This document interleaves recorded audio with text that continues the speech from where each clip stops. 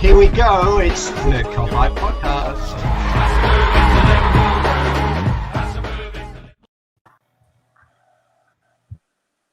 Hello, Hey.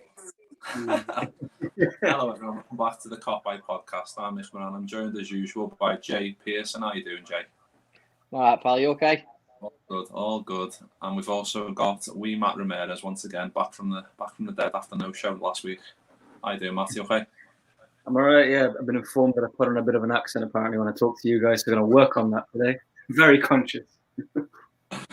I can't tell on the accent, you know. You sound like you're from London to me. But anyway, we're joined by the Liverpool Echo's LFC correspondent Paul Gorst. How you doing, Paul? Not bad, lads. Not bad, yeah. How are we all? Yeah, good. Nice to have you back on. It's been Yeah. the last time I was on, Been a we were while. in the middle of lockdown, weren't we? So it's Yeah. When was it? April, May, sometime like that. But yeah, glad to be back on. Having a little natter.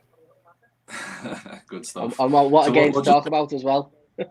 Yeah. Well, yeah, the first 60 minutes we'll cover on the last half an hour. We might skate over that bit a little bit. But yeah, just before we start, like about the match, what did you make of the starting 11, Paul? Obviously, there was a lot of talk going into the game. Is Jota going to start? Is Firmino going to start? And are they both going to start? And obviously, they both started. Were you surprised by that? I was, yeah. To be honest, I don't think that the 4-2-3-1 has worked that well against Sheffield United and West Ham. I thought Liverpool kind of struggled to create anything of note until maybe the last 20 minutes when they knew they had to go a bit hell for leather. So I was surprised to see Klopp going for it in the Etihad at the ground he called it the most difficult place in world football on Friday. So that was a surprise. But then you hear him talk and he says, we've got to be bold and we've got to be brave. And you're thinking, okay, yeah, fair enough. I can see why he's thinking, well, we're the champions. You know, we're not scared of anyone. Let's go there and give it a go. And for particularly first half, it looked like a bit of a masterstroke, didn't it? Liverpool really took it to City and thought the energy levels kind of ran out in the second half.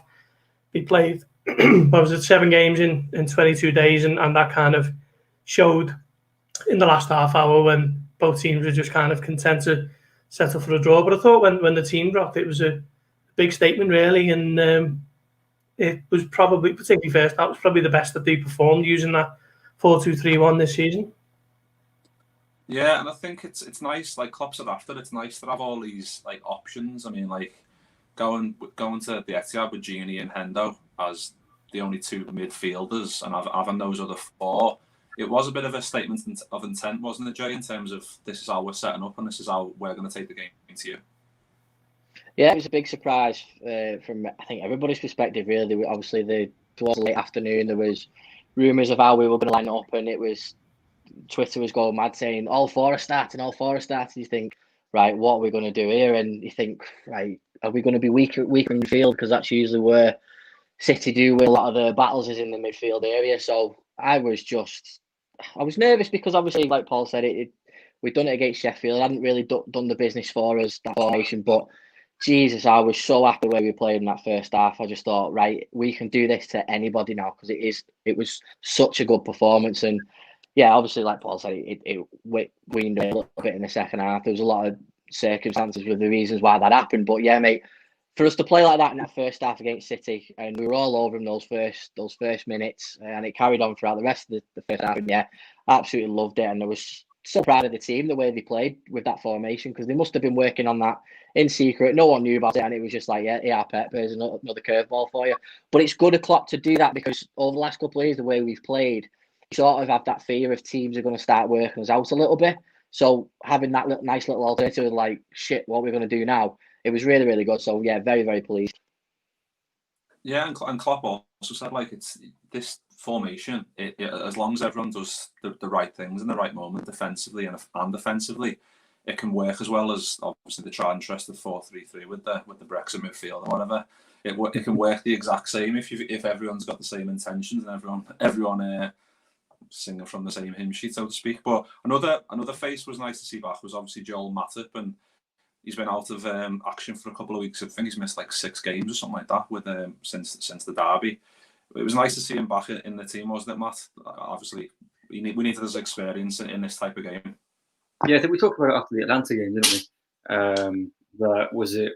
Williams, Phillips, or Matip, and Matip, obviously the senior head, the big guy at the back there, and you know that we did well because no one's come out of that game saying, "Oh, you could notice that Liverpool didn't have Van Dijk." We did all right. We held our own, and hopefully no injuries for Matip. But we didn't think he had one after Everton, so we'll just see what happens. But hopefully he keeps fit and we can keep him at the back with Joe. Yeah, and he played really well for me. Like him and Gomez were great. Obviously, City in fits and starts with their creativity in the final third. They're always going to make chances. But let's crack on with the game. Obviously, after 13 minutes, we get a pen. Mane, little skill in the box, too quick for Kyle Walker. And there's been a lot of talk recently about how good Kyle Walker is. But Kyle Walker and Cancelo can be as good as anyone. But when they come up against Mane and Salah, it's a whole different prospect. And I think you've got to be absolutely on the ball. I don't think Walker's as good defensively as some people give him credit for, and that was the tell sign. Like Mane goes through and we get a pen, and then Salah scores it. Were you nervous when Salah stepped up, Paul, for that one? I mean, I keep saying it, but I'm always worried when Salah takes a pen, even though he always scores. Yeah, it's a weird one, isn't it? I know what you mean with that because he's not got really kind of. He's not like Harry Kane in the way he strikes a penalty, where if Kane wants to stick it in, Kane could pick and choose a gap in the net and he'd be able to put it through it. But Salah just kind of head down, hits it, and more often than not it does seem to go in. So I think you've just got to look at his record. I think he scored 12 penalties in a row now for Liverpool, including one in the Champions League after about 2 minutes. So if that's not pressure, then I don't know what is. So I do kind of get what you mean in terms of being a little bit apprehensive when he's stepping up, but he's shown now that he's got to be Liverpool's main man from the penalty spots, hasn't he? I mean, James Milner's been very reliable for years, but he doesn't play nearly as many games, and Salah's always going to be the one who's going to grab the goals, isn't he? So I think, I mean, I don't know this, but I'd imagine it's something he's probably worked on as well. I think he might have missed one. Was it against Huddersfield a couple of years ago at Anfield? And he's probably thought, this is a great chance for me to kind of get me goal tally up, by 3-4 a season. So let's spend 20 minutes after training working on it. And fair play to him at the moment. He's sticking away everyone that he gets. Yeah, and like you said, like it improves his goal tally. Like I was looking today, like that's he's got his 10th goal this season in all comps with that goal, and that's the 4th every season he's played for Liverpool. He's scored over 10. It's just absolutely mad how good he is, isn't it, Jay? Like in terms of reliability in front of goal, he's just an absolute goal machine, isn't he?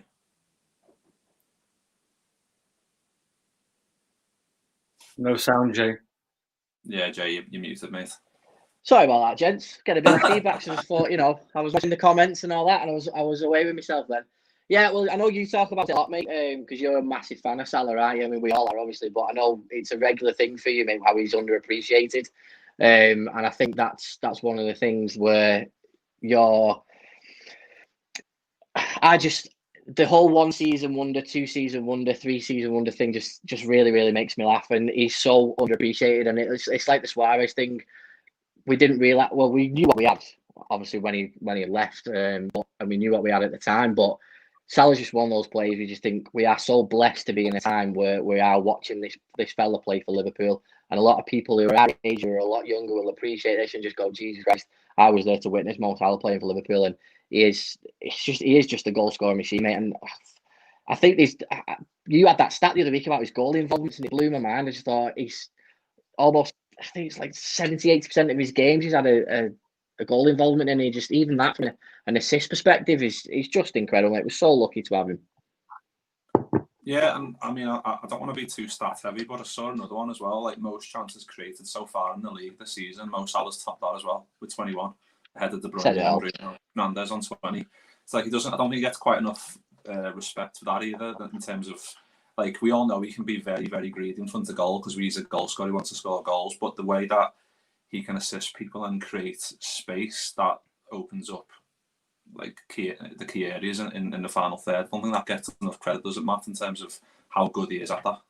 No, but it's what you said. It's his selfishness. That's what we remember. Like if he's got Mane to his left and he chooses to shoot and he misses, everyone will remember that more than the assist that he gives. But he is, like everyone said, he's a brilliant player. He definitely is underappreciated for the ability that he has now. But he's just, apart from a goal scoring genius, he's creative genius as well. Like, he'll get on the ball and everyone around him will panic. So hopefully he continues at Liverpool for a long, long time. Yeah, and it just goes into what Greg's just said there. Salah's work rate off the ball is top notch. Obviously, seeing him in our own half chasing down players. And I think that's another thing he doesn't get credit for, and that's the reason why he's actually absolutely perfect for the Klopp system. That he does all those things perfectly, to be honest. But and so we go 1-0 up, and then they end up getting one back. Obviously, after I think it was 15 minutes later, 31 minutes, Jesus. I think it was Mane goes in for to press, then they switch play. Gini gets dragged out of position. Probably should try and block the route to De Bruyne, and they end up a bit of crucial passing in our box, and then Jesus is through on goal after. Do you think he meant that touch, Paul, to get through on goal? I don't think he did he? I'll give him the credit. He's a Brazilian striker, so they tend to mean what they try, don't they? So I'll give him the credit on this one, yeah. But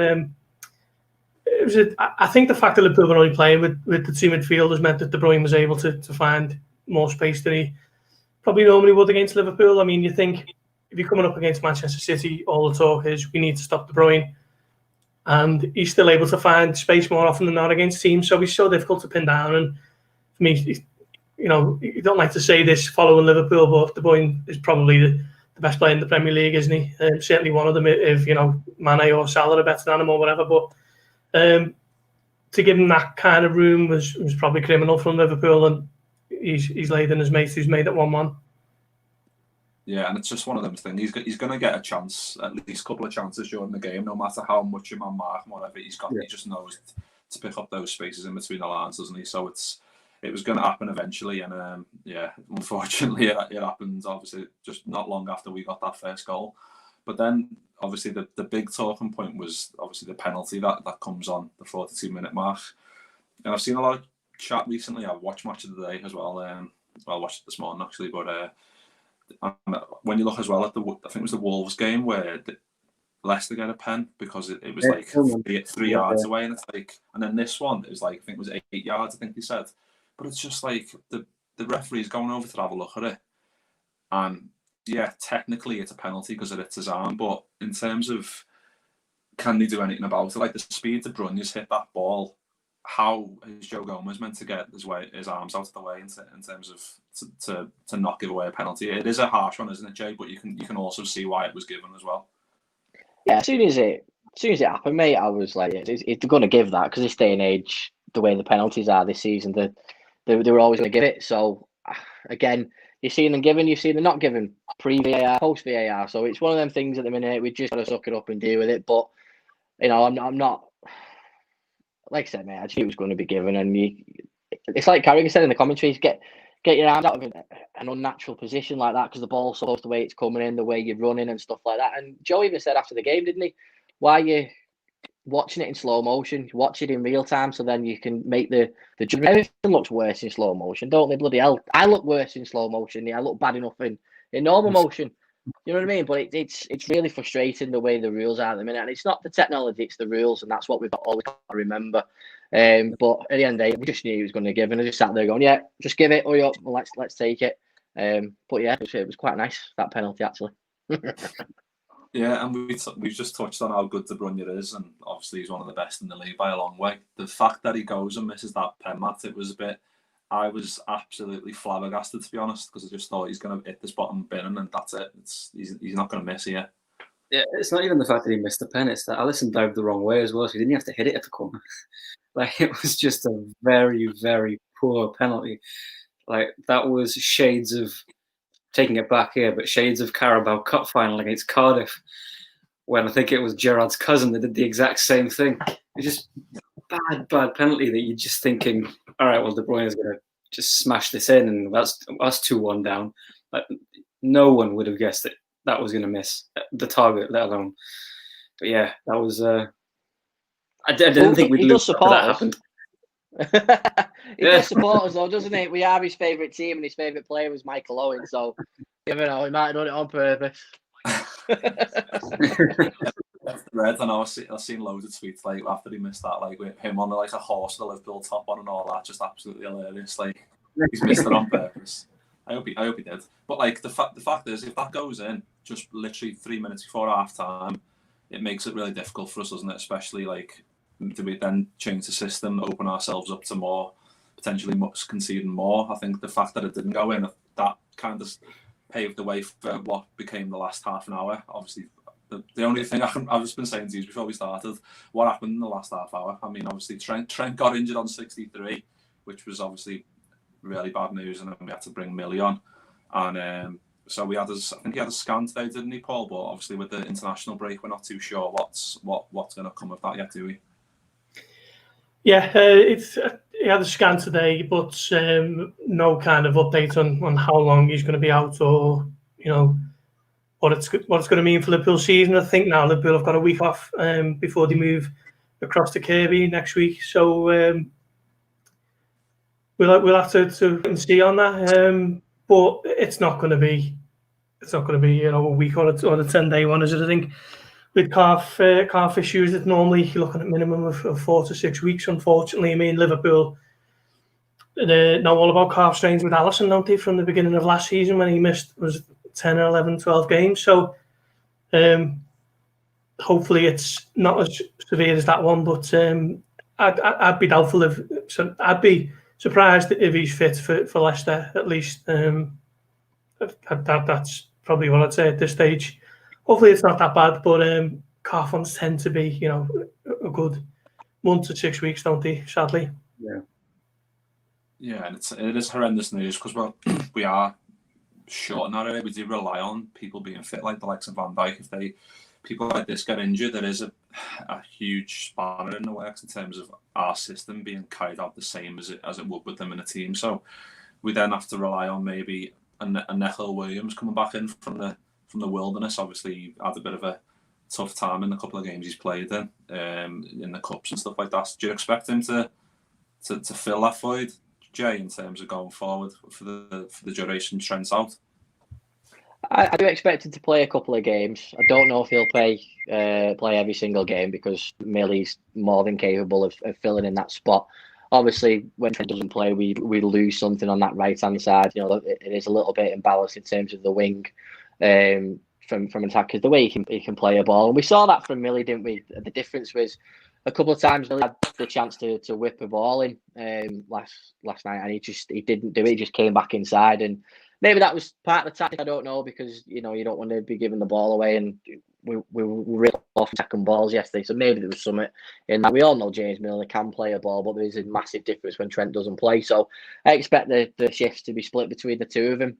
Hopefully, Neco Williams comes back and he's got a bit of confidence in him, because obviously what had gone on after the game and the torrid abuse that he got was disgusting. Yeah. So hopefully that doesn't happen again and he gets a bit of confidence back in his legs again, because he's a great talent.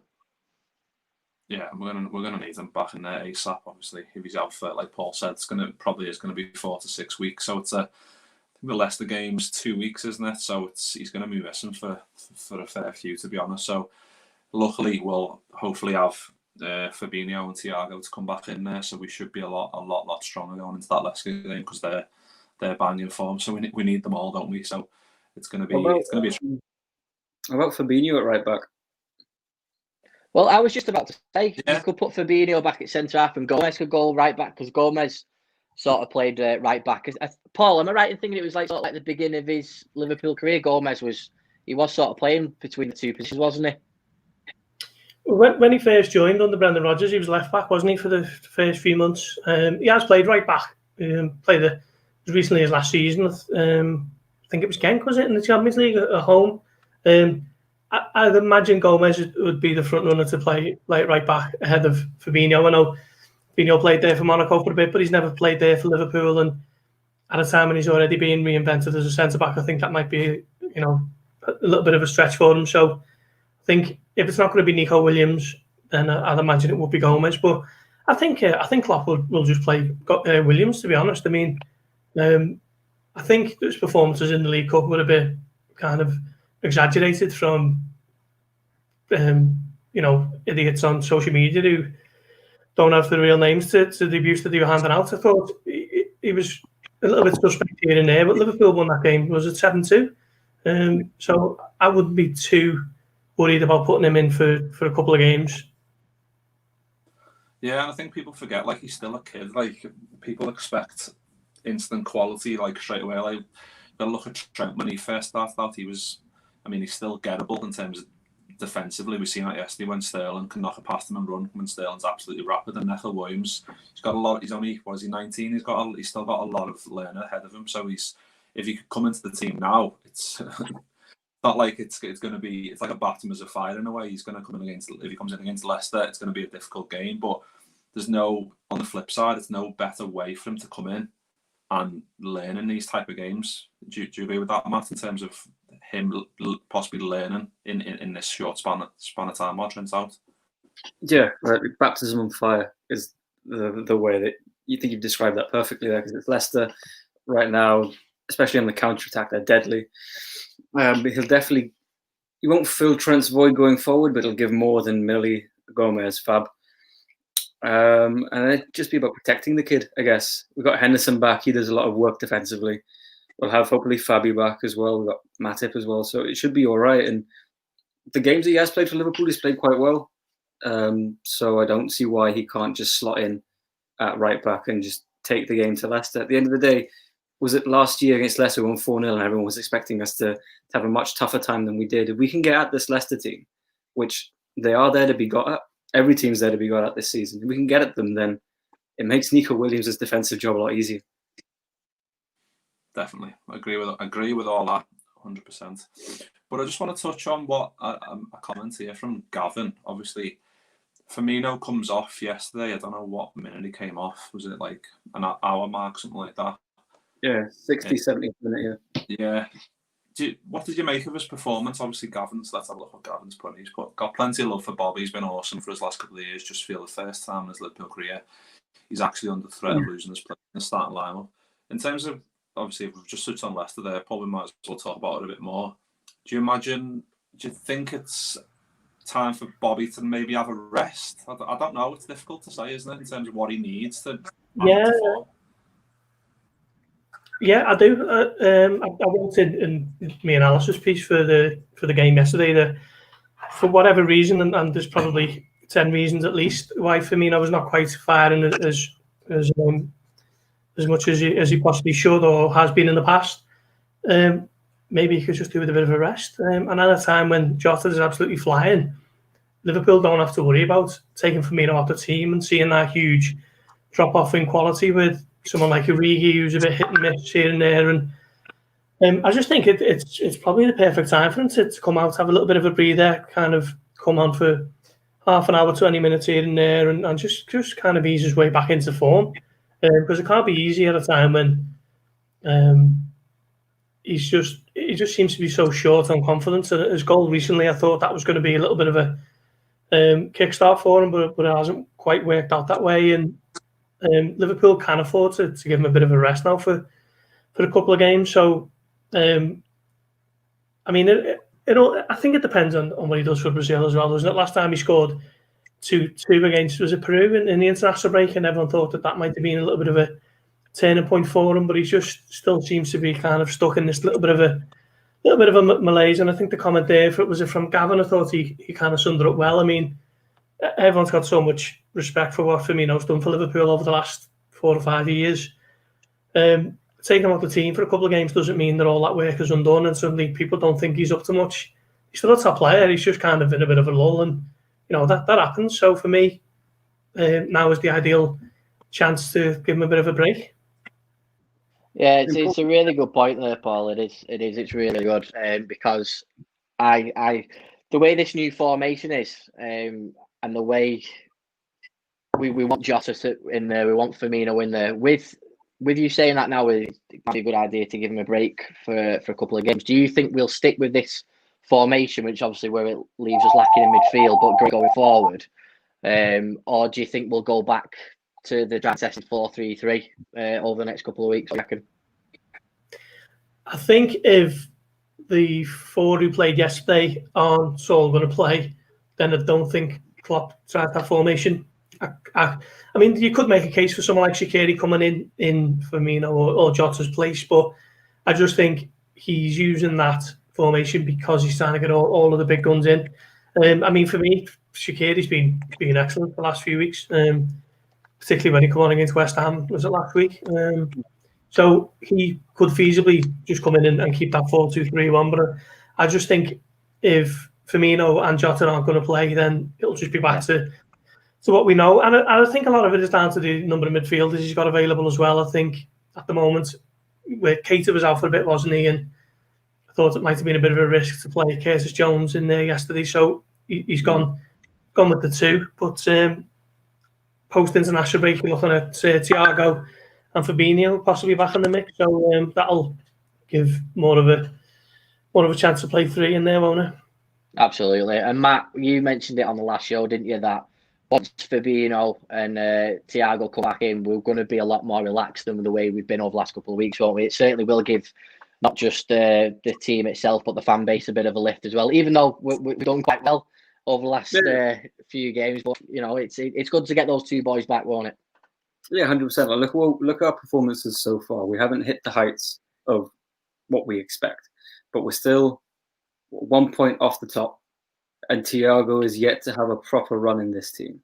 Like, this is Thiago. He's one of the best midfielders in the world. When he comes in, then that just changes the dimension of what this Liverpool team looks like going forward. Just playing a normal 4-3-3 when you've got someone like him that can unlock anything, then we're just going to be a lot more of a threat. Even, I think I mentioned it a few weeks back, even when teams sit back, in the past it's usually worked against Liverpool. We found it a lot harder. Sitting back now is a big threat as well, because you've got someone who, just by sitting back, you're going to give Thiago time on the ball. And that's not what you want to do with a player like him. So it's just a completely different prospect, this Liverpool team, with Thiago. And hopefully he's back against Leicester, because no one knows how to play against them yet. So it'd be fun to take on the league leaders with Thiago. Yeah, it's a good point, mate. Well, just one final question. Discussion point before we go. Last quick one. It's been a monumental week for the club in terms of it's been the last days at Melwood. So it's, you know, the closure of a massive part of the club. And Paul, I know the team's moving. Is it called the AXA Training Centre now? Have you managed to get your eyes in there, mate? Have you seen it? Can you give us any info on what it's going to entail? Well, I got shown around a year ago, so it's obviously changed a lot since then. But at the time, it was looking like it was going to be a phenomenal kind of complex. And Liverpool privately have been talking about how they think it's going to be one of the best in Europe, and the architects who designed it, KSI, I think, KSS,